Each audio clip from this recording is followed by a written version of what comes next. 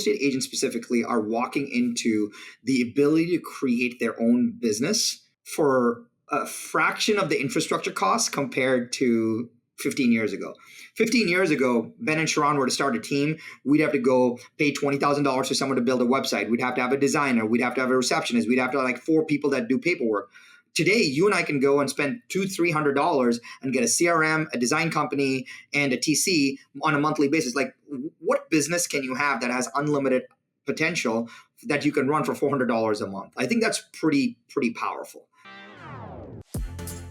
Welcome to Rethink Real Estate. My name is Ben Brady, and this is a real estate podcast aimed to deliver sales strategies, marketing tips, and business insights from industry experts and myself to build a listing-focused business for the future. Let's get into it. Well, folks, welcome back to another episode of Rethink Real Estate. Today, I'm out of my seat excited. I've got... I'd say he's one of my US mentors, and I've got somebody that I respect an incredible amount. Not to mention as well, he's got a few cool Australian ties that he loves. And he loves Australia, he loves my accent, he loves Tim Tams, he loves all of the above. Okay, I'm pretty confident that he likes Vegemite as well, maybe partial to it. But Sharran Srivatsaa, ladies and gentlemen, no introduction needed for this gentleman. He's an icon in the real estate industry, and we're just thrilled to have you on the podcast, mate. Thanks for joining me. Awesome, Ben. Thank you for having me. And I think people don't realize how long and how much effort it takes to produce a show.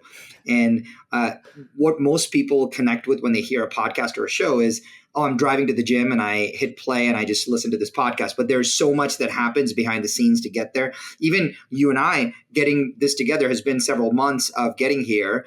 And there's a show, there's our time together, there's post-production. So I just want to, one, thank you for creating the time and space to build this content and this platform out, because I know it helps so many people. So thank you for doing it. Oh, thank you, mate. Well, appreciate you joining me today, because like you said, it's been a couple of months in the making, but certainly I just understand the value that you can bring from not only a conceptual perspective of real estate and the skill set persona of it. I think that there's very few people that can give skill set like you can, but also then have an overall picture of the industry as well that can give some philosophy on maybe where we're going and some of the things that we may be missing at the moment. And that's really what I want to talk about with you today. But I want to start at the very beginning, because I don't really even know this. I've got pieces of it. I understand things from what I've read, but I've really not heard a great deal of it from your mouth yourself. But how did you get into real estate? Oh my goodness. It was as you may imagine, the stories go, it was completely by accident.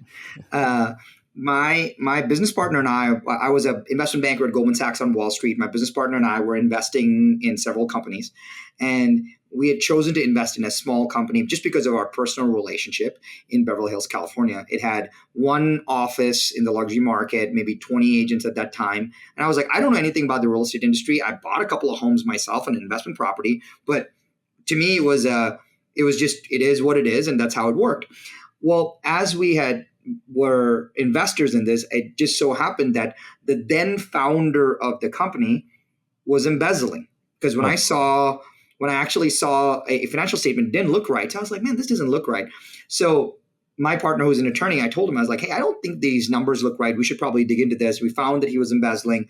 And so me and my partner at that time had to buy him out, because otherwise this would continue to go on. And so I took a leave of absence from being a banker, moved to California, and figured out how to buy this person out and find a CEO for the business. So at that time, we were one office, 30-ish agents in Beverly Hills. And I was thinking, how am I going to find a CEO for this business? I don't know anybody. Let me just learn to operate this business for a couple of weeks. So at least I'll know what skill sets I'm looking for in this operator. And I am so embarrassed to admit that I was running some models. And the model that I ran, by mistake, I added an extra zero.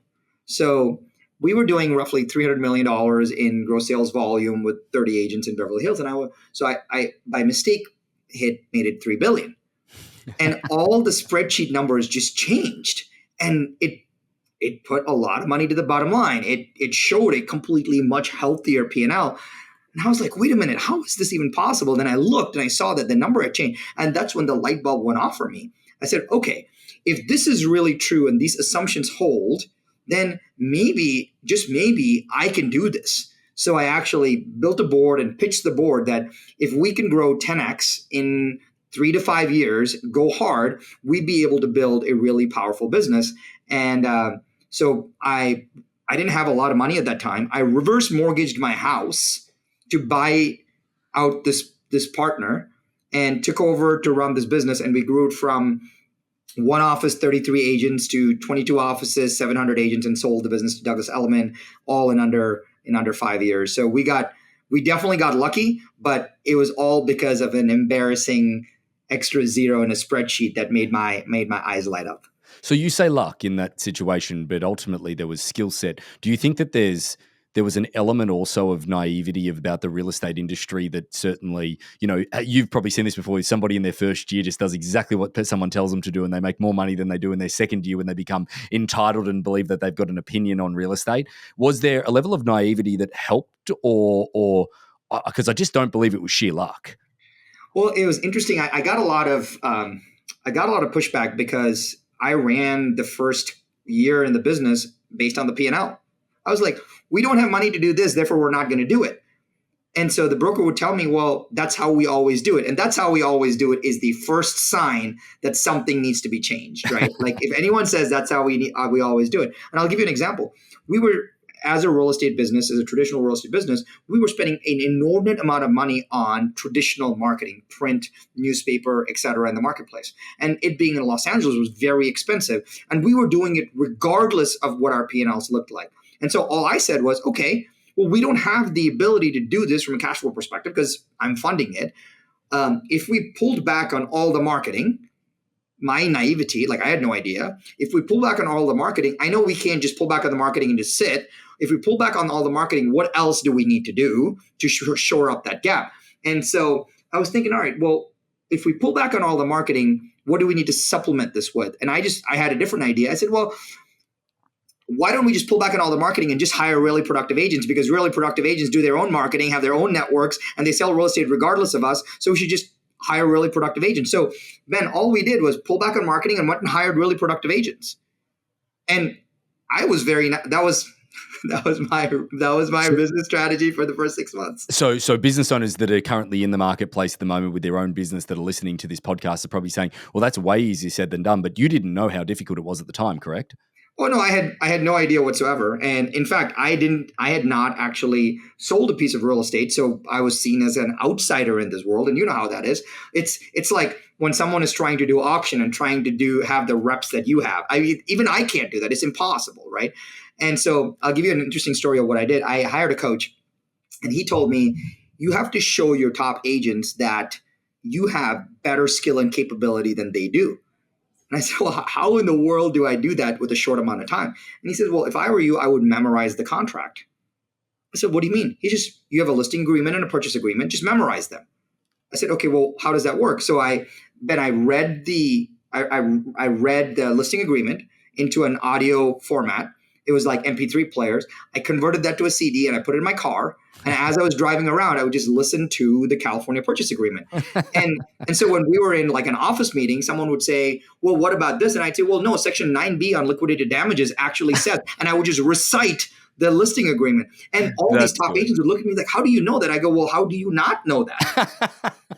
Right. And so my way of breaking into the upper class was just saying, I'm going to know everything that is available and I'm just going to have it and know it and memorize it in every possible way. So it allowed me to learn. That was my first way. And as I read that, it also made me understand the business really well because the business is the contract in so many ways. So I was able to be a much better advisor to our agents because I read the contract and I memorized the contract. That was the beginning of all of it. And me being naive, if I didn't know any different, I would have maybe tried to watch videos, get licensed, find a course, et cetera. Instead of that, I just jumped right in and took the advice of my coach and said, I'm just gonna memorize these contracts. And that's what kind of cracked me into the big leagues. Sorry to interrupt your podcast, but I wanted to make sure that you're aware of the Harcourt's Auction business plan that is available to you as a free value add to your business.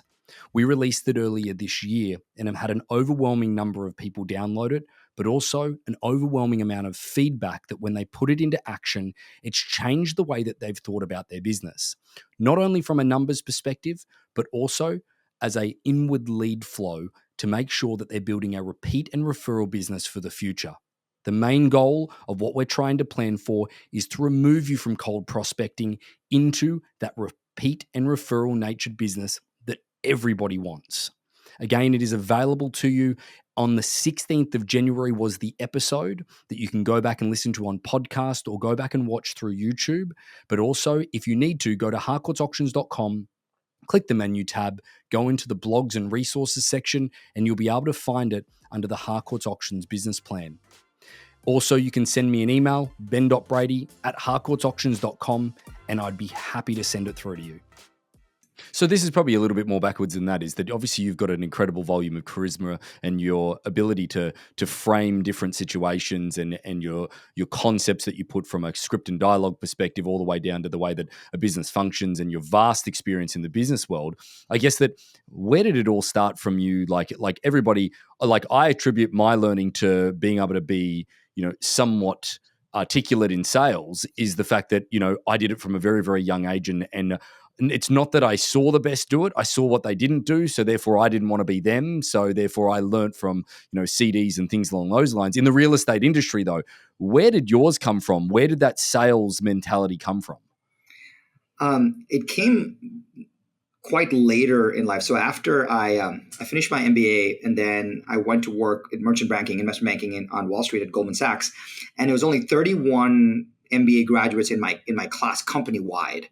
And it is alleged that Goldman actually spent $1 million a person in training. So I was in training for 6 months before I was allowed to talk to a client. Wow. And Ben, I will never forget this. It was probably like week 2 where they'd given us how to talk to a client, scripting and things like that. And I was like, yeah, I'll figure it out.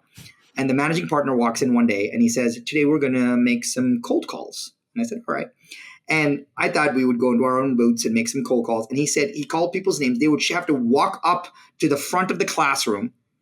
A name would pop up, like the CEO of GE, or like we're calling CEOs of huge companies. And a name would pop up on the screen with the CRM. I would put my headset on. And he's like, go, call. And you're calling in front of all your peers and a managing partner at Goldman who's making $45 million a year, evaluating you. And if he hates you, he could fire you on the spot at that time. And my first call was such a disaster. And then I saw all my peers go, their calls were a disaster. And I was like, all right, this can never happen again. So I locked myself in a room and memorized everything in that script book because I wanted to make sure that if I was given a question, I had the perfect answer for it. And even if I didn't have the charisma, at least I had the core knowledge around it. And Ben, the next time I had to make my call, literally nothing mattered. The call would happen. They would say something. I had my perfect script. The call would happen. I would say something. I had my perfect script. And that gave me this insane confidence. And then afterwards, I would just put my headset on and have the conversation. But here's the crazy part. The crazy part is when I started at Goldman, they handed me a no-limit Amex credit card, a BlackBerry at that time, and a headset. And I asked my managing partner then, what's this headset for? Like, I'm in training. He goes, put it on and don't plug it into anything. You got to get used to having it as a part of your body. And so it's so wild, Ben, that even today, when I get into making calls, we do more video now, but when I get into making calls, I put my headset on. Yeah.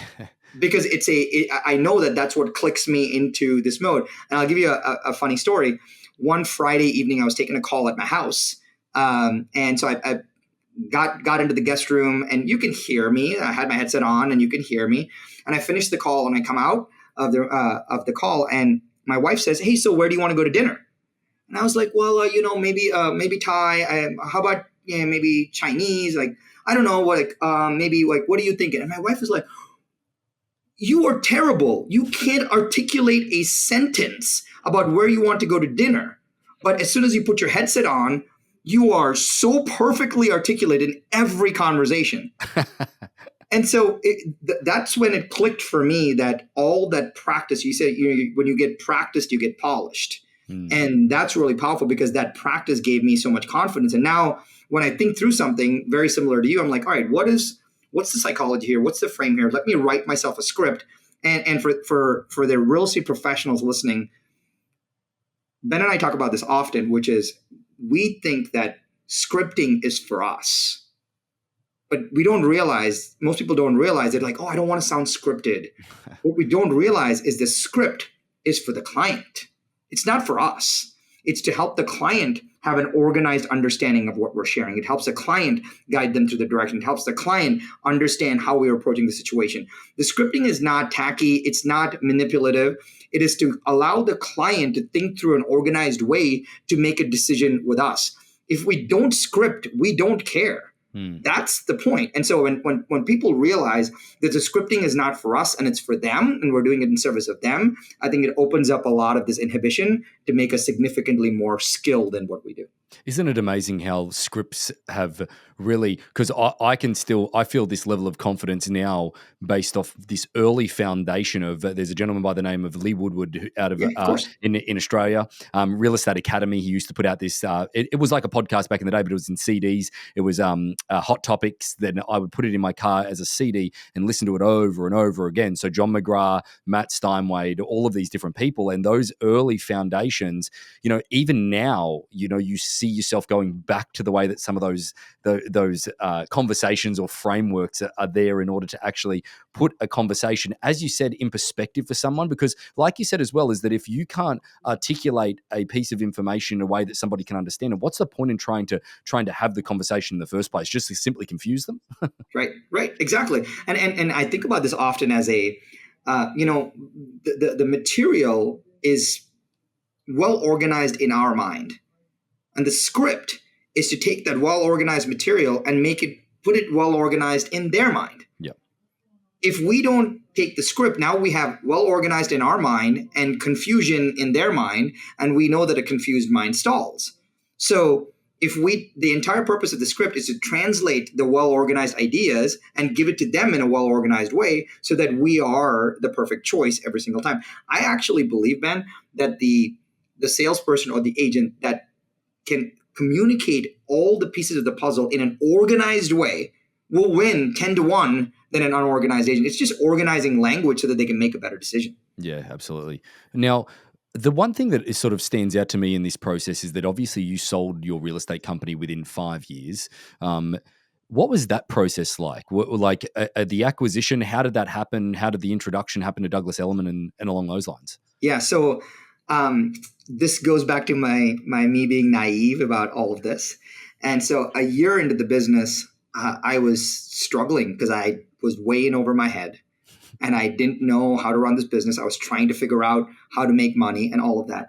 And so I didn't know what to do. So I thought, man, you know what? Maybe someone will buy this business and I can be out.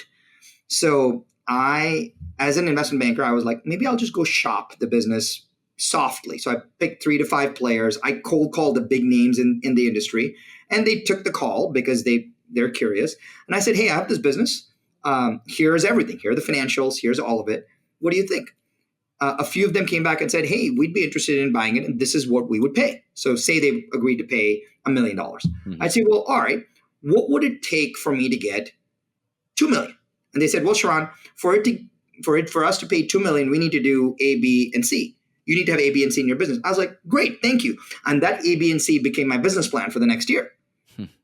And then the next year I went back to them and I said, hey, you told me it was $1 million and I needed to do A, B, C to get it to 2. I did A, B, C, and I did D. So it's probably worth more than 2, right? So they looked at it and said, yeah, it's worth 2. I'm like, well, what do I need to do to get it to 5? And they said, well, to get it to 5, you need to do X, Y, and Z. I'm like, okay. So that became my business plan for the next year. And Ben, I did that every year for 5 years. And the third year, I brought a really great operator on, a great COO. And so I would go to do these discovery calls on valuation, and I would come back with a model and all the things that they needed to see a higher number. And that number kept creeping up, and we started growing in valuation, which was really great. And I would just hand the COO what they had said, and that became the business plan for next year. Yeah. And looking back, that sounds like a pretty cool thing to do. But during that process, I had no other idea. That's all I was doing. And I shared this, and you talked about kind of outlook for the real estate industry. I share this only because there was deep accountability in going through that process, because I was not going through that. I could have literally sat back and said, I think our business is worth $200 million. If no one's willing to pay it, I'm not going to sell right now. Instead, I was like, well, I have this view. Let me go validate it. And if it's not validated, someone will give me the delta, and I'll make my business plan the delta in a lot of ways. And I think even a real estate agent should do that. If I was selling 100 homes a year, and I came to you and we were having a conversation, I knew you were selling 150, I'm overlaying my business onto yours and saying, what is the delta between what I'm doing and what Ben's doing? And that becomes my business plan for the next year. And I think a lot of people think that, oh, my business is different than Ben's. Well, we're all very similar from a P&L perspective. So if you boil it all down, we're all very similar. And after the 5th year, one of the people that we talked to said, hey, I heard that Douglas Elliman wants to build a California presence. You may be a good fit for them. Can I make an introduction? And that, us having built that over the last 5 years in an intentional way, got us to the table on that. And it was a sweetheart Cinderella deal, only because Elliman's thought process in this was they were either going to buy somebody or they were going to build. It was a buy-build analysis, and their build would have taken them 10 years, or they could have bought us that day. And that I knew that right away. And that is what actually facilitated the transaction. What do you think were the key differences? Like, let's say that you had to do the same thing now, the key differences in that marketplace versus now. Are there any? Yeah, I think you're spot on with that. There's certain markets that are very bio-individual as to how the markets work. I think they're luxury real estate markets. Call it New York City, Los Angeles, Orange County, maybe Boston, Dallas, Chicago, Aspen, etc., Hamptons.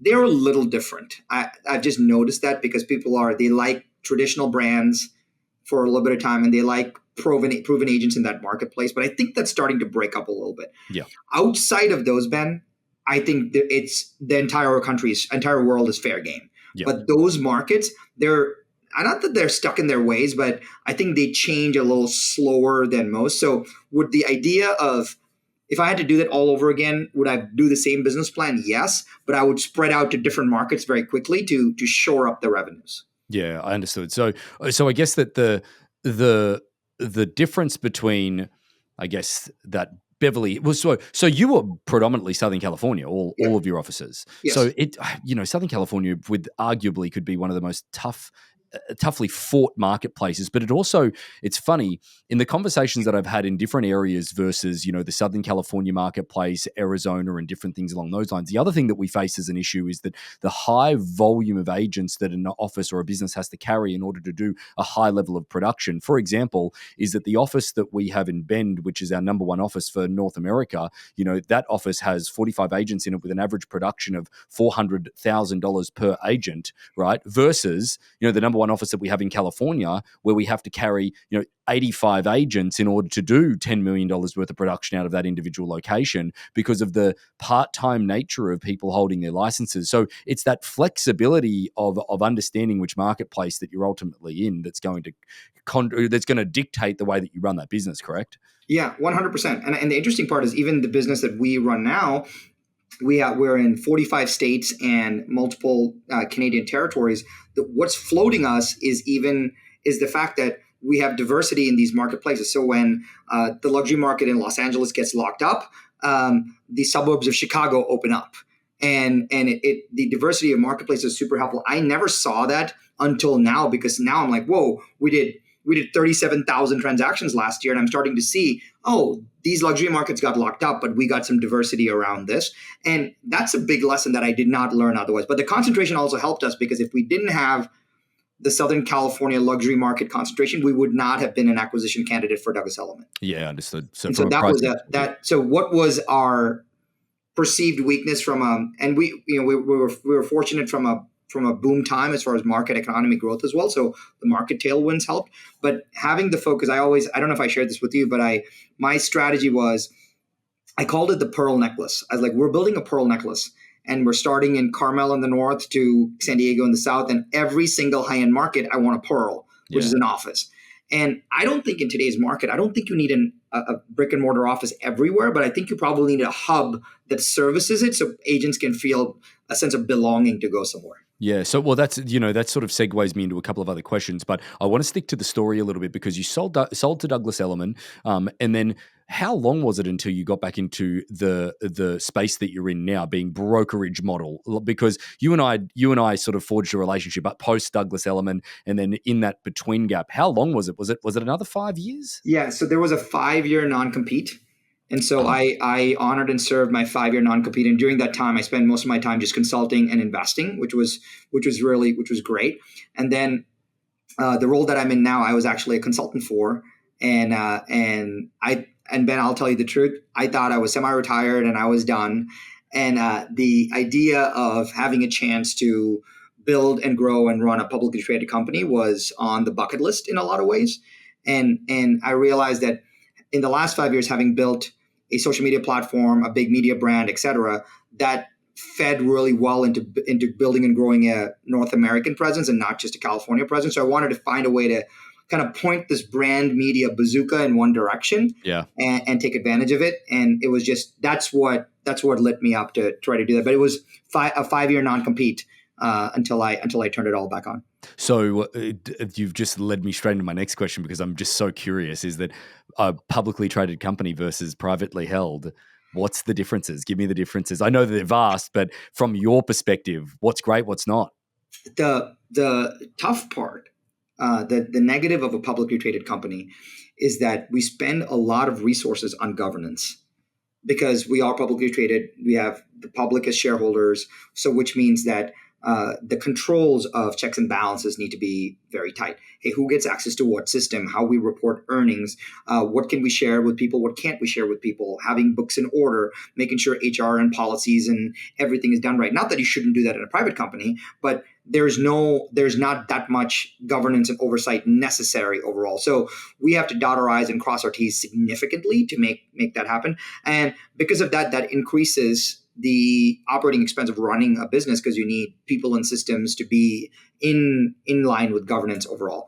But the flexibility and the freedom that it gives you is that now you have access to public markets to raise money, do deals, and things like that. So if we went through a tough quarter or a tough year or a tough 4 years, it would be significantly easier for us as being publicly traded to tap public markets to raise monies or open up deals or do things like that than it would be if you're private. So it's a little bit of a give and take. The one thing that several of our agents have enjoyed it being publicly traded has been that we offer stock awards for performance and things like that. So that allows agents to feel connected to the company's growth because now they're a part owner in the business. Yep. And it's not just they're a part owner of a private company, they're now a part owner of a public company. So they have liquidity in their ownership, which has been good. But that liquidity comes at a cost, which is they can also sell their shares and leave. Yeah.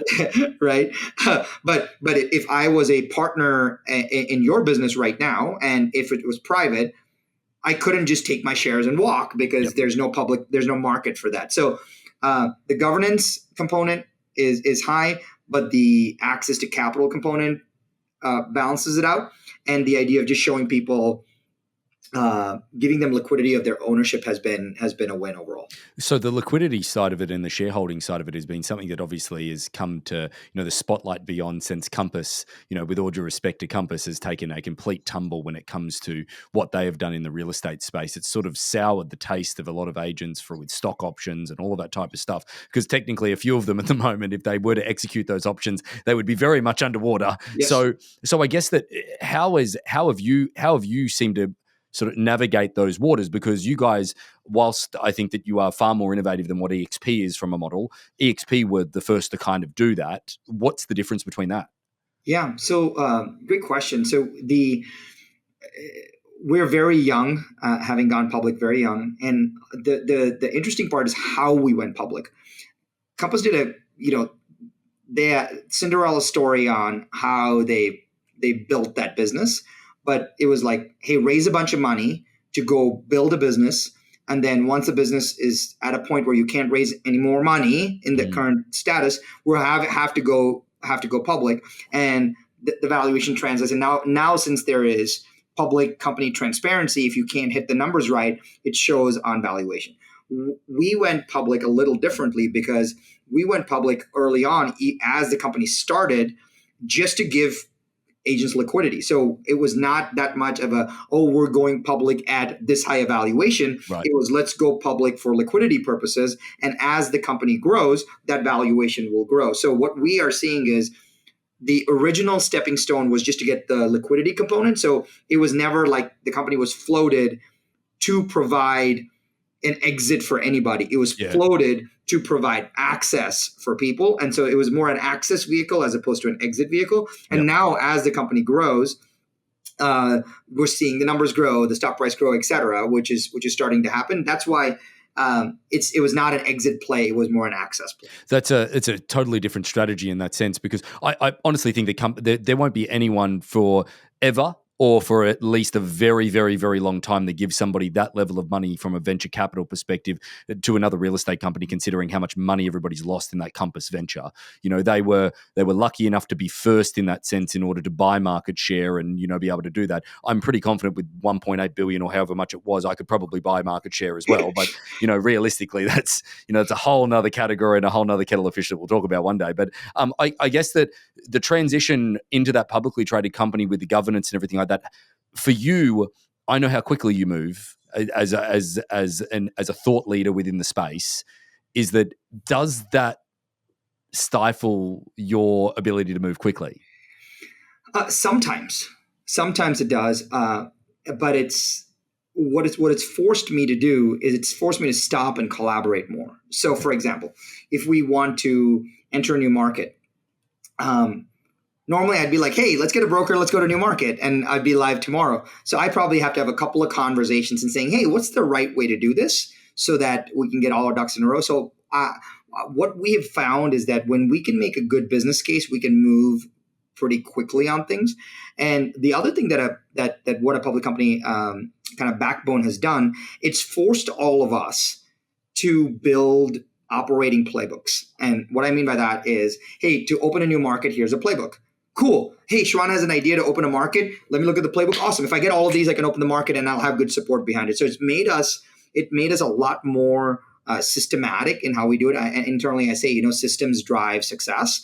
And so even if it's hey, I'm going to get on a podcast, like, let's get a playbook for it. The media is going to launch a new team. Hey, Sharran's going to get a call. A couple other people are going to get a call. What's the playbook for it? So it's forced us to be more organized on our playbooks. Mm-hmm. And that way, if we find a good idea, we just add it to our playbook. And because of that, the institutional knowledge of how you run a business is actually much better, because if I'm not there, someone else can pick up the playbook and actually deliver on it. It's forced us to build better playbook, because what that does is, in the eyes of the regulators from a governance perspective, that shows controls. Hey, this is the playbook that they utilize. And so if something doesn't go right, it's not the company's fault. It's that, hey, they ran this playbook. Let's just alter the playbook and everybody's good. So it's given us a chance to make it about the artifact and not just about making weird decisions. So that's forced us to make good playbook decisions. Right. Okay. Well, again, it just has refined you even further, which I didn't think was possible. So, but I guess that the other thing that I've got, you now having such a vast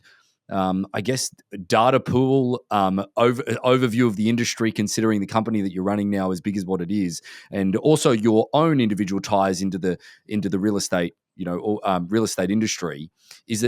What do you think that we have in store for as an industry? Because disruption is certainly the word that most people are afraid of when it comes to the real estate industry. Not to mention as well is that, disruption typically is fueled by market trend at the same time.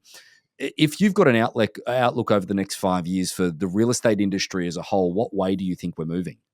Yeah, I'll answer two ways. First way is a question that I ask myself all the time. The question I ask our team all the time is this one thing, which is, if we were just starting this today with the naive background, how would we run this?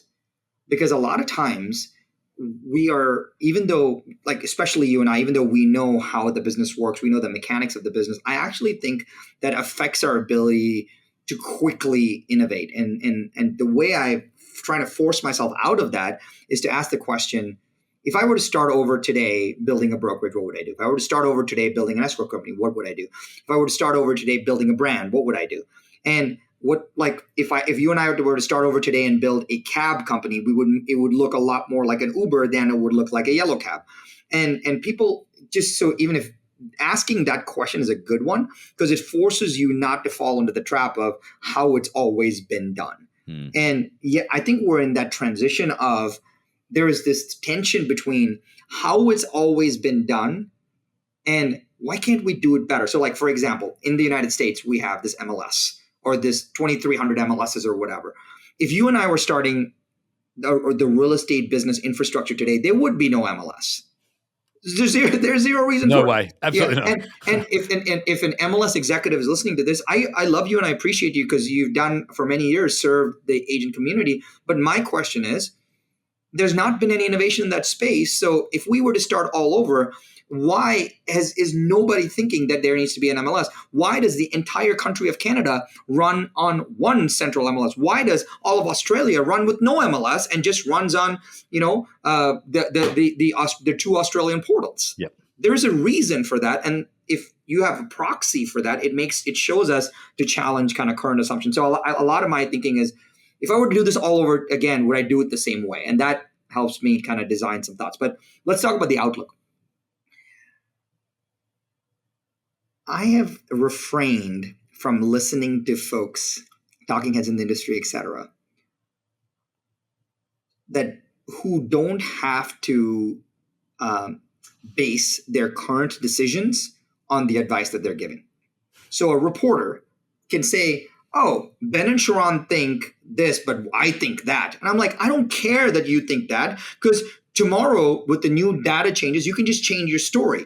But Ben and Sharran now have to say, hey, I think that rates are going to stay the same for the next 18 months. Therefore, our 100,000 square feet of lease payments have to be hedged in some way. So I have to make a decision on whether I'm going to open an office today or not open an office today. So our outlooks are actually based on deep accountability of how we get to run our business today. And so the only people that I listen to when it comes to market outlook is who are the folks that are utilizing their own outlook to run their own business today. Like at Goldman Sachs, for example. Yeah. They are like, here's Goldman Sachs research. We believe XYZ is going to happen. And based on this research, we're making bets today. And you and I have to make those same decisions right now. Like the reason, if I don't have an answer to something, it doesn't mean that I don't have an answer to something today. It just means that I don't have clarity of the future. Therefore, I can't make a distinction of what's happening today. So that's number one. The thing about the future is I believe that real estate agents specifically, and I'll talk about the housing market in a second, real estate agents specifically are walking into the ability to create their own business for a fraction of the infrastructure costs compared to 15 years ago. Yep. 15 years ago, Ben and Sharran were to start a team, we'd have to go pay $20,000 for someone to build a website. We'd have to have a designer. We'd have to have a receptionist. We'd have to have like 4 people that do paperwork. Today, you and I can go and spend $200-$300 and get a CRM, a design company, and a TC on a monthly basis. Like, what business can you have that has unlimited potential that you can run for $400 a month? I think that's pretty powerful, right? So I think as an agent, we should feel really empowered that you can create 80% of your business infrastructure for $400 a month just on off the tool shelves. That makes it like, I'll talk about the value of brokerage and the kind of housing. That makes the value of the brokerage, what you and I do day to day, something that an agent can't get anywhere else. So, I love the auction model. Like, I love the auction model. In fact, every business in the world runs on an auction model. Like every market in the Airbnb runs on an auction model. eBay runs on an auction model. Everything runs on an auction model. We are the only ones that actually have to do this real manual bid model, which is so strange. But and Sharran, the agent in Laguna Beach, California, can't set up his own auction platform because that infrastructure is not available at scale to Sharran because I don't have all the components of it. Yep. But that's a great value proposition for Harcourts. Like it is institutionalized in the very DNA of the company. And that is a great value add because now the brokerage provides something that an agent can't build themselves. Yep. And so I think a brokerage's value has to be seen as, hey, not just the fact that you have a slick platform, but can the brokerage provide something that I can't build on my own? Sure. And I think that's super, and I think that's what people stay and associate and partner with brokerages. As far as housing goes, I believe that we're going to see commission compression because people are going to start to realize that, hey, this 6% or whatever the fee charged was arbitrary. And in fact, it is. There's no rationale for why that was charged. And so clients going to push back on it, and they're going to ask the question, like, why is it this way? Or can I get a flat fee? So you're going to see some commission compression.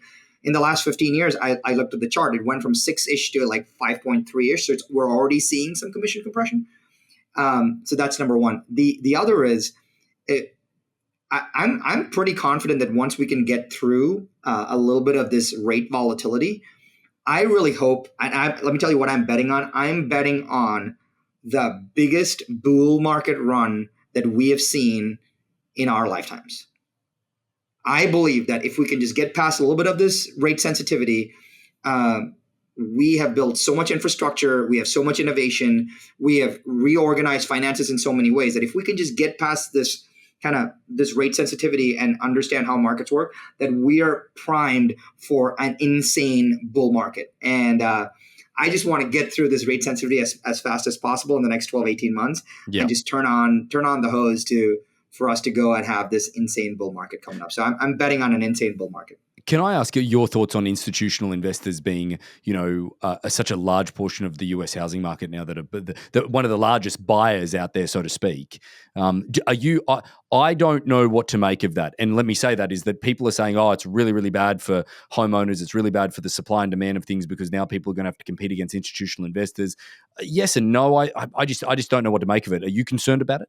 I'm not concerned at all. I actually like it in a lot of ways because there are some markets that the reason the institutional buyers exist is because if they're picking up properties, they see asset values, they see bull market coming up, they see all of that.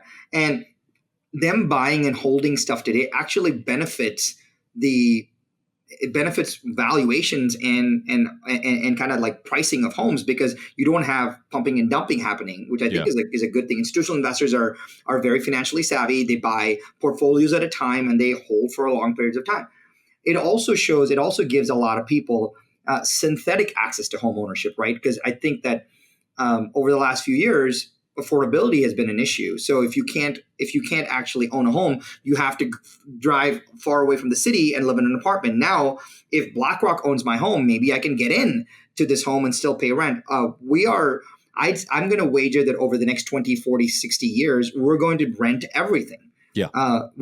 And Europe is a proxy for this. Yeah. There are parts of Australia that are proxies for this, but Europe is definitely a proxy where it's all that you see are to let or rent signs everywhere in Europe. And they've shown that being a landlord is a good thing, but also it provides accessibility for folks to get in, live in cities, and have better lives. So I'm not actually worried. I don't mind institutional buyers owning a lot of U.S. real estate.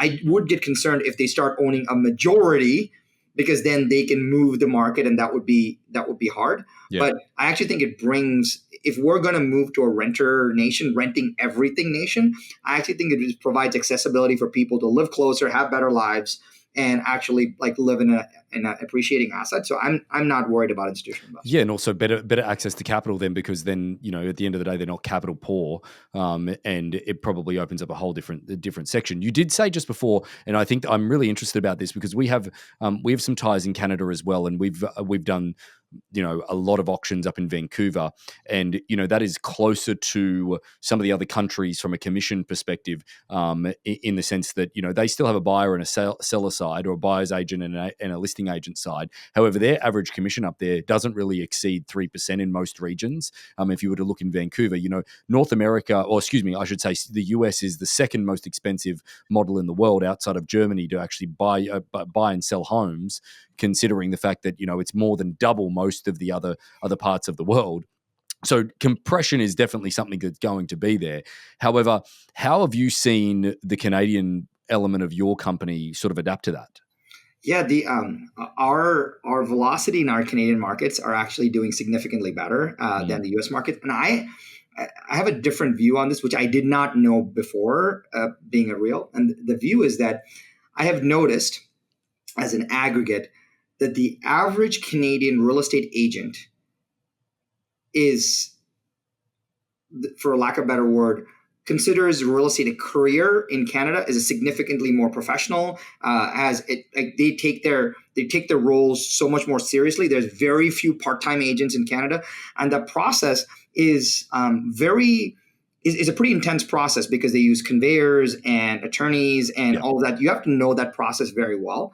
And so the quality of the real estate agent in Canada, on average speaking, just because they're committed, they're a lot more career minded, seems to be significantly more than what you have in the US. And it's not good or bad. It's just a function of what happens. And because of that, I actually think you get a better representation. You get, a much more sophisticated deal, and all the agents are viewed as advisors, not just a required part of the process. Yeah. And so I'm actually a big fan of the Canadian market. I love how it even though it feels a little semi-archaic, but it's not, they have it dialed in where the conveyancer process and the attorney process works really well once the agent kind of lists a home. So I'm a big fan of the Canadian process. I actually am a big fan of the Australian process because hey, I'm going to list a home. I'm going to run a pre-launch process. We're going to keep it on the market for X number of days. If it doesn't sell by X date and the sellers don't want the offer, we're going to go to auction. Like, it's super simple. Yeah. Right. And it also allows for some finality in the process. Yeah. Which in the US, sometimes you have no finality. Like you have a home that comes on the market that expires 3, 4, 5, 6 times. And 9 years later, this home's still not sold and they've been completely disillusioned with every other agent. Well, I think that, it's actually funny now that if you were to think about that because again, I've experienced this firsthand in the US, is that when I moved here, is that I sat in front of an immigration attorney and I don't have a college degree. And I sat in front of the attorney and he's like, "What do you do?" I said, "Real estate." He's like, No, what's your real job?" and I legitimately was like Callista's sitting beside me and she's like, he's in real estate. And they're like, well, there's zero category on anything to do with immigration in the US that stipulates that real estate is a career. And we both looked at each other and we're like, oh, we're gonna have to get creative real quick, because then you look at this, is that I forewent college to go into real estate because real estate was just a much more career orientated pathway that I thought could result in some more instant gratification, but also more money. If you think about it, maybe the transition of commissions and being compressed, if you look at the Canadian marketplace and the professionalism and the that they take within their business, because they've got to sell so many more homes to make more money, maybe that's the same in Australia, New Zealand, Europe, everywhere that is. And then maybe that is the problem in the US marketplaces. I know it certainly is the problem in the more high-end areas where, somebody can sell one home and legitimately make an incredible volume of money, which then causes all of this part-time perspective within the industry. Well, you're spot on, and I'll tell you a funny story that your listeners may love. So I spoke, I did a keynote for the NAR, the National Association of Realtors event, like maybe it's got to be many years ago when I was very naive in this business.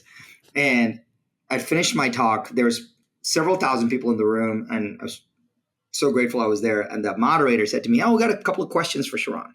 And this is maybe I was in the business 18 months running this company.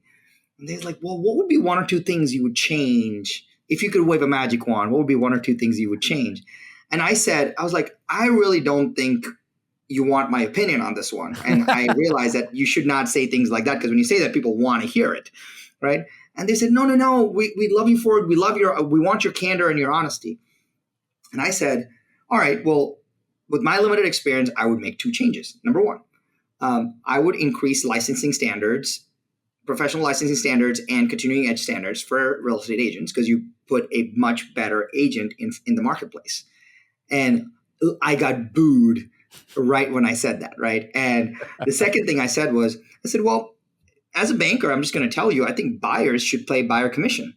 Why does a listing agent have to talk to a seller and convince them to pay a commission that they're going to give to somebody else, and the listing agent has to do all the convincing? That makes no sense.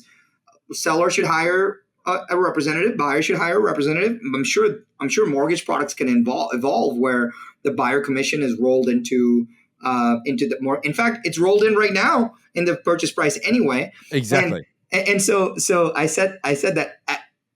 The moderator leans over to me, Ben, and he said, Sharran, I appreciate your candor. You're never going to come back and speak at NAR ever again.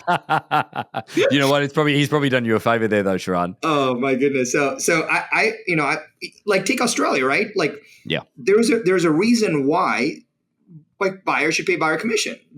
Why they should do. Yeah, they do that. Yeah. In every other industry, whoever is your representative, you pay them. It's just so weird. And maybe I'm wrong, but we have class action lawsuits right now on cooperation compensation, right? They're like, we know agents, and it's not good or bad.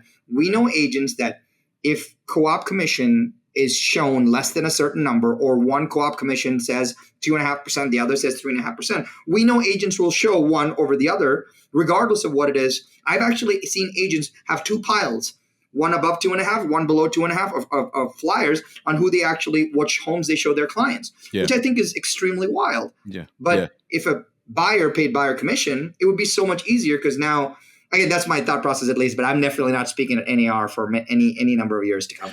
Well, it's funny. It's a really funny part, and I want to segue into this to get your thoughts on the auction process that we're running. You were very early on in the auction process when we first were doing it, and we've evolved it quite somewhat into different marketplaces now. But the interesting part when we do go to a new marketplace is that, let's say, like for example, we use the Bay Area for an example, is that the early adopters of the auction process up there, and we offer auction as a white label service there because we don't have any of our own offices there. But realistically, it was funny is that you go up there and a few of the early adopters, a couple of the agents from Side Real Estate, they adopted it early, and it was funny. They were like, "Oh, this is amazing," because they did like 3 or 4 of them each, and they double-ended every single one of them. Why? Because the agents revolted against the process and were like, "No, we're not coming to this auction thing, even though we pay full buyer side commission." They were double ending everything because the buyer doesn't care. Like the buyer wants to go and actually see it anyway. It's the same reason that Uber succeeds in most of the other places, because the consumer wants it. They want to go see the opportunity. They want to be like, "Oh, this could be a really good deal for me, and it's a much better home than what I've been looking at." And obviously then we know the process of them getting emotionally connected, and away we go. But it's funny, those people that, don't want to adapt to change are the ones that lose out, and then they just get on board because they know that they're going to lose the deal anyway. So it's amazing to see within that market. But I guess that from your experience, or when it comes to auction, Sharran, where do you see it having the best place in the real estate industry leading forward? Because as you know, there's a great deal of other countries that operate with auction as literally it's governed by the government. You have to do it a particular way based on government standards. Now, we've created our own standard. We literally wrote the rule book for CAR in California, and we're trying to help with that. But there is just this deep resistance based on the market that we've been in for so long, is that people would rather take the instant gratification of selling a property than, even when I can show them and they know that I can get more than 12% more than a multiple offer situation creates. What do you feel is the pushback from agents when it comes to something new like that? Yeah, totally. I actually think it's not even the new thing. I think it's, especially in the US, we're not battling new, we're battling baggage, right? Because auction in the US has a general distressed connotation to it, which is why when you and I talk, we say non-distressed auction. Yeah. Which is crazy that we even have to say non-distressed auction, because they have the baggage associated with that. That's my first thing. And so as soon as they're like, whoa, I'm not doing auction. It's the same thing as he's a used car salesman. I'm like, I bought a used car before. It's not bad. It's fine. We've all bought used cars, and now we think a used car salesman is easy, which I think is so sad. So I think there's baggage associated with it. But the second is there's a ton of ignorance, because what agents don't realize is a good real estate agent in a marketplace bringing a listing to the market, in effect, is trying to run an inefficient auction process. The entire process of bringing a home to market, showing it, getting a bunch of offers, having offer discussions, picking the high one and saying you win is literally, it is an inefficient auction process that we're running for our clients. And what you're doing, especially what Hardcore Auction does, is awesome, because you're just saying, you run this process anyway. Let me just make it more efficient and more transparent. Yeah. Because of the efficiency and the transparency, the seller makes way more money, and the buyer has a significantly better experience overall, and it creates finiteness in the timeline. Yep. Dragging on timeline is the worst thing. Like people, I love it when real estate agents will say, I'm a listing agent. And I'm like, just the crazy part about that is that nobody, neither you nor I, nor Neeti, nor Callista wakes up in the morning and says, oh my gosh, Ben, I'm so excited to sell my house today. Nobody does that, right? Because buying is aspirational because I want to go and have a bigger, better future doing something. And selling is very operational. And every selling conversation in a lot of ways starts with a moving or a buying conversation. So if we can solve the moving or the buying conversation, the selling conversation becomes easier. And we think, and the average agent thinks that just because I got this listing, I'm all that in a bag of chips. What they don't realize is that our current process of listing and bringing homes to market is an inefficient auction process. Yeah. If they just understood that, they will realize the power of auction. I just, the other part of it that also that like, and I sort of round out on this point is that, and again, I understand that people don't know what they don't know, but you know, we speak to people on a daily basis that won't even give us the time of day to talk to their sellers or anything along those lines, and they don't want to even hear it themselves, which is fine. You know, I get it. They don't know what they don't know, but realistically, the part that really bothers me in this world is the fact that in this real estate world is the fact that agents that aren't prepared to write a check for the amount of money that comes out of their mouth think that their opinion matters when it comes to the value of a property. That's the thing that I love about auction is that you actually providing them a process, not the promise of a price. Yeah. You know, a process for them to say yes or no. But there's still this unbelievable gate that they keep between an idea and their client. And I kind of get it. I kind of get it because you want to keep the client close to you. You want to keep them protected. You want to keep that level of control. Do you think that will be a problem with innovation for the future of real estate? I think it will until the agents switch their mindset and realize that it's about presenting options, not a solution. And so if I walk into a living room and say, hey, Ben and Callista, I think there's 3 ways that we can go about this. We can go completely off market and figure out if nobody wants to know that your home is listed, I can use our private database to do that. We can run an on-market process on how we actually bring a home to market, get it on the MLS, run open houses and do that. Or if you have a finite timeline in mind and you want to utilize our auction process, we can do this. Let me walk you through each one and let me see which one connects the most.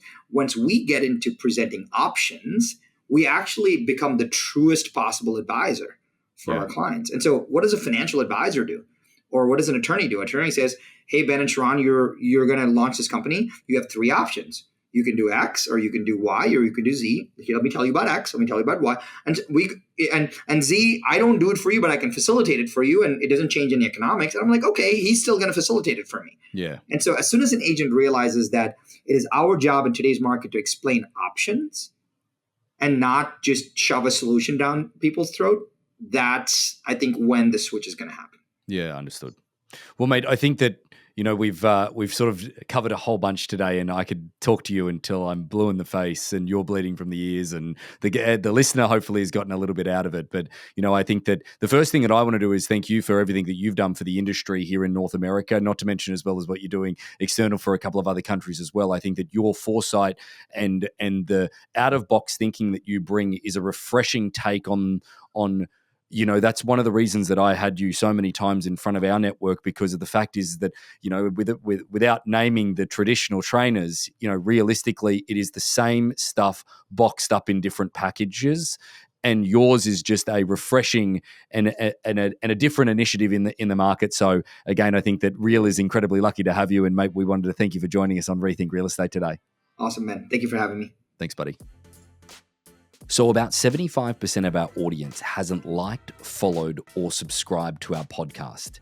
It would mean the world to us, and it would help this podcast more than you know to expand our reach if you were to like, follow, or subscribe on any of the platforms that you're watching or listening on. Thanks again.